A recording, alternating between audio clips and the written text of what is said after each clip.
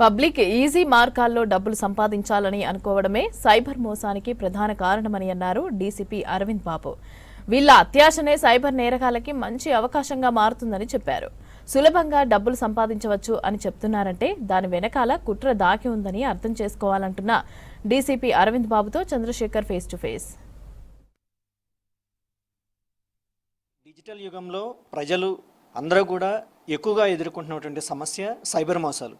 నిత్యం మనం ఏ news paper చూసినా సరే ఎక్కడో ఒక చోట సైబర్ మోసం జరుగుతుంది, కొన్ని కోట్లు నష్టపోతూ ఉన్నారు చదువుకున్న వాళ్ళు కూడా అనేది మనం నిత్యం వార్తలు చూస్తూ ఉన్నాము. అయితే ఇది సైబర్ నేరగాళ్ళు ఒక పద్ధతులు కాదు అనేక రకాల పద్ధతిలో ఈ సైబర్ మోసాలు అనేవి చేస్తూ ఉన్నారు. సో ప్రజలు ఎలాంటి జాగ్రత్తలు తీసుకోవాలి, అసలు ఎందుకు ఈ సైబర్ నేరాలు జరుగుతున్నాయి అనేది మనం ఇప్పుడు తెలుసుకుందాము. మన దగ్గర సైబర్ డీసీపీ అరవింద్ బాబు సార్ ఉన్నారు. సార్తో ఒకసారి మాట్లాడదాం. సార్, ఎందుకు సార్ ఈ డిజిటల్ యుగంలో చదువుకున్న వాళ్ళు కూడా సైబర్ నేరాల్లో చిక్కుకుంటున్నారు? దీనికల్లా మెయిన్ ప్రధాన కారణం ఏంటంటే మీరు ఏం చెప్తారు?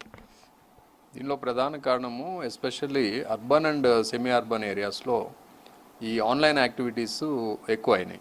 సో ప్రతిదానికి మనము ఆన్లైన్ మీద ఆధారపడటము, షాపింగ్ కావచ్చు, లేదా స్టడీ కావచ్చు, ఇంకేదన్నా బిజినెస్ ప్రమోషన్ కావచ్చు, బిజినెస్ యాక్టివిటీ కావచ్చు, ఎవ్రీథింగ్ మనం ఆన్లైన్లో యాక్టివిటీస్కి అలవాటు పడిపోయినాము, డిపెండ్ అయిపోయినాం. సో ఇది మెయిన్ ఫ్రాడ్స్టర్స్కి మోసాలు చేయడానికి అవకాశం ఎక్కువ మనమే కల్పించాం. సో ఇప్పుడు డిజిటల్ యుగంలో ఉన్నాము, ఇప్పుడు ఆన్లైన్ యాక్టివిటీస్ని బంద్ చేయలేము. కాబట్టి ఈ ఆన్లైన్ యాక్టివిటీ చేసేటప్పుడు జాగ్రత్తలు వహించాలి. దీంట్లో మెయిన్ ఏంటి అంటే ఏదన్నా మనం యాక్టివిటీ చేసేటప్పుడు ఒకటికి రెండు సార్లు ఆలోచించి దానిలోనికి వెళ్ళాలి. అంటే థింక్ బిఫోర్ యూ యాక్ట్, అదొకటి. తర్వాత ఇప్పుడు ఫ్రాడ్స్టర్స్ అంతా కూడా ఎందుకు ఈ ఫ్రాడ్స్ చేస్తారు అంటే మన దగ్గర నుండి డబ్బులు లాగడానికి, మన బ్యాంక్ బ్యాలెన్సెస్ని వాళ్ళు తీసుకోవడానికి. సో ఇది మనం మైండ్లో ఎప్పుడూ ఉండాలి. సో మనం చేసే ప్రతి యాక్టివిటీ వెనకాల ఏమన్నా మోసం ఉందా, అవతల వాడు ఏమన్నా మోసం చేసే అవకాశం ఉందా అనేది ఒక ఆలోచనతో ముందుకు వెళ్ళి ఒక డిఫెన్సివ్ యాటిట్యూడ్లో వెళ్తే మనము డిజిటల్ యుగంలో అలాగే ఆన్లైన్ ట్రాన్సాక్షన్లో సేఫ్గా ఉంటాం. సార్, ఇప్పుడు మీరు ఎక్కువ అబ్జర్వ్ చేసిన వాటిల్లో ఎలాంటి కేసులు ఎక్కువ వస్తున్నాయి సార్? అంటే ఎలాంటి ఫ్రాడ్స్ ఎక్కువ జరుగుతున్నాయో మీరు అబ్జర్వ్ చేశారు? ఎక్కువగా ఇప్పుడు ట్రెండింగ్ ఉన్నవి ఇన్వెస్ట్మెంట్ అండ్ ట్రేడింగ్ ఫ్రాడ్స్ ఉన్నాయి, అలాగే జాబ్ ఫ్రాడ్స్. తర్వాత ఈ తెలియక లింక్స్ నొక్కటము, తర్వాత ఫోన్ కాంప్రమైజ్ అవ్వటము, దాని ద్వారా మన బ్యాంకులో ఉన్న డబ్బులు ట్రాన్స్ఫర్స్ అవ్వటము, ఇవి ఎక్కువగా జరుగుతున్నాయి. ఇవి కాకుండా జనరల్గా సోషల్ మీడియా కంప్లైంట్స్, ఇంపర్సనేషన్ ఇట్లాంటివి జరుగుతున్నాయి. ఇవి ఎక్కువగా జరుగుతున్నాయి. మీ దృష్టికి వచ్చిన వాటిలో ఏ ఏజ్ గ్రూప్ వాళ్ళు ఎక్కువ ఉన్నారు సార్? అట్లా ఏజ్ గ్రూప్ అనేది మనం చెప్పలేము. ఒక్కొక్క ఎంఓకి ఒక్కొక్క టైప్ ఆఫ్ ఏజ్ గ్రూప్ ఉంటారు. సపోజ్ ట్రేడింగ్ ఫ్రాడ్స్ ఉన్నాయి, ట్రేడింగ్ ఫ్రాడ్స్కి ఎక్కువ కూడా మిడిల్ ఏజ్ ఉంటారు. అంటే ఒక ఎంప్లాయ్మెంట్లో ఒక సెటిల్మెంట్ అయిపోయి కొంత అమౌంట్ వాళ్ళ కెరీర్లో కొంత అమౌంట్ సంపాదించుకున్న వాళ్ళు, అట్లాంటి వాళ్ళు కొంతమంది ఎక్కువగా దీనికి అవుతున్నారు. అలాగే జాబ్ ఫ్రాడ్స్కి ఎవరంటే కొత్తగా జాబ్స్ వచ్చిన వాళ్ళు, ఇంకొకటి పార్ట్ టైం జాబ్ ఎక్స్ట్రా రావాలి, లేదా అసలు జాబ్ లేని వాళ్ళు, జాబ్ కోసం సెర్చ్ చేసేవాళ్ళు ఈ జాబ్ ఫ్రాడ్స్కి ఎక్కువ గురవుతారు. అట్లా డిఫరెంట్ యాక్టివిటీని బట్టి ఏజ్ గ్రూప్స్ ఉంటాయి. సార్, ఇప్పుడు ఇంకొకటి ఏంటంటే మనకి అంటే సైబర్ నేరాలు అనేవి ఒక రకం కాదు సార్, చాలా రకాలు జరుగుతున్నాయి. రీసెంట్గా కూడా మనం చూసాము ఈ లక్కీ డ్రా పేరుతో కూడా వాళ్ళు అంటే 299 రూపాయలకి మీకు ట్రాక్టర్ వస్తుంది, 399 రూపాయలకి అయితే మీకు కార్ వస్తుంది, ఒక బిల్డింగ్ వస్తుంది అని చెప్తున్నారు. అసలు ఇవి ఎట్లా చేస్తున్నారు సార్ వాళ్ళు? ఇది ఒక రకంగా పబ్లిక్ని మోసగించి వాళ్ళ డబ్బుల్ని తీసుకోవటమే. దీంట్లో ఏదో ఒక వస్తువు చూపించి, లేదా ఒక ఆటోమొబైల్ చూపించి, లేకపోతే ఒక ఎలక్ట్రానిక్ గూడ్ చూపించి, మీరు ఒక కూపన్ తీసుకోండి, ఒక 250 కట్టి లేదా 300 రూపీస్ కట్టి మేము లక్కీ డ్రా తీస్తాము, మీ కూపన్ వస్తే దాంట్లో ఈ ఐటమ్ మీకు ఇస్తాము అనేది ఎక్కువగా చెప్తున్నారు. గతంలో కూడా జరిగినాయి అవన్నీ కూడా ఆఫ్లైన్లో జరిగాయి. సో ఇప్పుడు ఏంటంటే ఆన్లైన్లో ఒక రీల్స్ లాగా పెట్టేసి వాళ్ళు ఈ ఫోన్పే చేయించుకుంటున్నారు. ఫోన్పే చేయించుకున్న తర్వాత కొంత అమౌంట్ వీళ్ళకి వస్తుంది. సపోజ్ ఒక వ్యక్తి ఒక బైక్ పెట్టారు, బైక్ పెట్టి ఇది ఇట్లా మీరు 250 రూపీస్ కడితే మీకు లక్కీ డ్రాలో గెలుచుకుంటే బైక్ ఇస్తామని చెప్తారు. అట్లా ఒక 1000 మంది లక్కీ డ్రా కోసము డబ్బులు కడితే దాదాపు ఇతనికి 2,50,000 వస్తాయి. పోగొట్టుకున్న అతనికి 250, కానీ ఇతను 2,50,000 గెయిన్ అవుతున్నాడు. అంటే రాంగ్ఫుల్ గెయిన్. అది అల్టిమేట్గా ఇది మోసపూరితమైన ప్రకటనే. దాంట్లో లక్కీ డ్రా తీసేది ఉండదు, వాళ్ళకి ఐటమ్ ఇచ్చేది ఉండదు. సార్, కొంతమంది చదువుకున్న వాళ్ళు కూడా పెద్ద పెద్ద ఎంప్లాయీస్ కూడా వాళ్ళు డిజిటల్ అరెస్ట్ పేరు మీద కూడా కొన్ని కోట్లు కోల్పోయిన సందర్భాలు మనం చూసాం సార్. అలాంటివి ఏమైనా అసలు ఉంటాయా సార్? డిజిటల్ అరెస్ట్ అనేది అసలు ఉంటుందా? డిజిటల్ అరెస్ట్ అనేది లేదు. There is no legal consent or legal coin name కానీ ఏదో ఒక ప్రొసీజర్ కానీ అట్లాంటిది ఏం లేదు.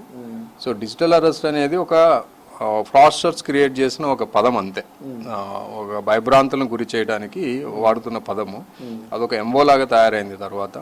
సో ఇప్పుడు కొంత ప్రచారం బాగా దాని మీద చేయడం వల్ల పబ్లిక్ కూడా ఈ డిజిటల్ అరెస్ట్ పైన అవగాహన కలిగి ఉన్నారు. కాబట్టి ఈ డిజిటల్ అరెస్ట్ క్రైమ్స్ తగ్గినాయి, అక్కడక్కడ జరుగుతున్నాయి కానీ బట్ అంతకుముందు ఉన్నంత ర్యాంపెంట్గా ఇప్పుడైతే ఇప్పుడు లేదు. సార్ కొంతమంది అమాయకులు తెలిసి తెలియక ఇట్లా క్లిక్ చేయటం వల్ల డబ్బులు కోల్పోతున్నారు కదా సార్, వాళ్ళకి ఏమన్నా రిటర్న్ ఆ అమౌంట్ రిటర్న్ వచ్చే అవకాశం ఏమైనా ఉందా? అవకాశం ఉంది. ఎప్పుడు ఉంటుందంటే ఇమీడియట్లీగా రిపోర్ట్ చేస్తే వాళ్ళు సైబర్ క్రైమ్ గురయ్యాము అని తెలిసినప్పుడు వాళ్ళ డబ్బులు పోయిన వెంటనే వాళ్ళు రియలైజ్ అయిపోయినప్పుడు ఇమీడియట్లీగా రిపోర్ట్ చేయాలి. 1930లో కానీ cybercrime.gov.in కానీ రిపోర్ట్ చేస్తే వాళ్ళ మనీ ట్రయల్లో ఎక్కడెక్కడ హెల్డప్ అయినా దాన్ని వాటిని ఫ్రీజ్ చేసి అక్కడ నుండి వెనక్కి తీసుకురావడానికి అవకాశం ఉంది. సో గోల్డెన్ అవర్లో రిపోర్ట్ చేస్తే ఎక్కువగా వాళ్ళకి అవకాశం ఉంటుంది. సార్ మీరు కూడా చాలా రకాలైనటువంటి సిపి సజ్జనార్ సార్ ఆధ్వర్యంలో మీరు కూడా చాలా చేస్తున్నారు, సైబర్ అవేర్నెస్ ప్రోగ్రామ్ చేస్తున్నారు. ఎలా అనిపిస్తుంది పబ్లిక్ నుంచి వాళ్ళలో ఏమైనా అవేర్నెస్ పెరుగుతుందా అనిపిస్తుందా మీకు? Yeah definitely there is a change. ఎట్లా అంటే మాకు ఈ cyber awareness door to door campaigns అనేవి 2025 నవంబర్ నుండి స్టార్ట్ చేశాము. ఇప్పటికి దాదాపు 4 నెలలు దాటిపోయింది.